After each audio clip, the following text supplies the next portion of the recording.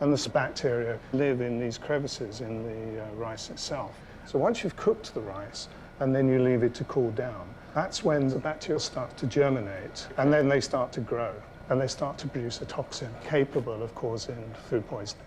Matt's on a mission to find out why reheating rice can make you ill. He's come to Newcastle University to meet microbiologist Professor Colin Harwood. Professor, why am I being told that I can't reheat rice? Well, there's a bacterium in the soil called Bacillus cereus. Okay. Bacillus cereus hide in the crevices within the rice. Right. So you can see them in this picture here. This is an actual grain of rice. This is a very, very large magnification of a grain of rice. And the bacteria live in these crevices in the rice itself. So once you've cooked the rice and then you leave it to cool down, that's when the bacteria start to germinate, and then they start to grow, and they start to produce a toxin capable of causing food poisoning. So the problem area is after we've cooked them and we have a pile of rice because we've overcooked and we've made too much, and we leave it on the side in the kitchen. That's right. So that warm pan of slowly cooling leftover rice gives the Bacillus cereus bacteria the perfect opportunity to multiply and produce nasty toxins. Good Lord, look at that. Strangely beautiful. It is, isn't it? In a way. As long as you're not eating the products of it. Yeah. Reheating that rice won't kill the toxins and might have you running for the loo. Which makes me wonder, what about the packets of pre-cooked rice we buy from the supermarket and then reheat at home? If all rice grains carry bacteria, how can this rice be safe to eat? Matt is visiting a rice factory in Kent, where the man in charge is Moni Varma. You're Moni. Nice to meet you, Moni. Matt.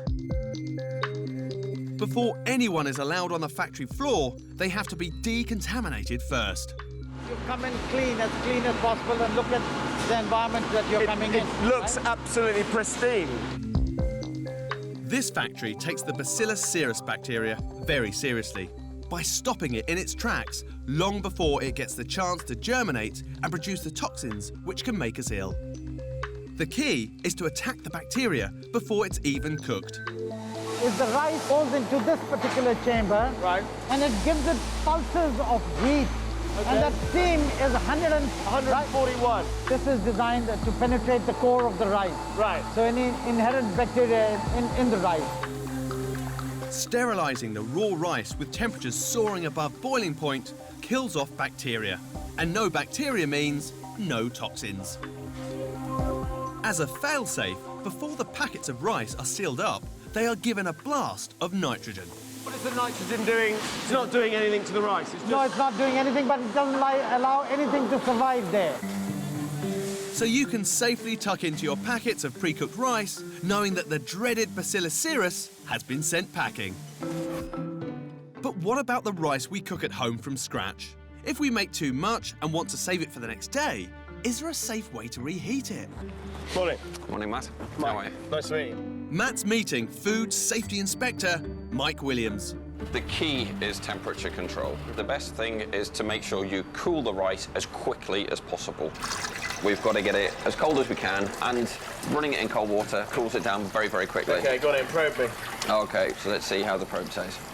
You know, in 2-3 minutes, we're down to below 16 degrees. Sure. This is really, really good, basically, because this rice now, you can put straight in the fridge.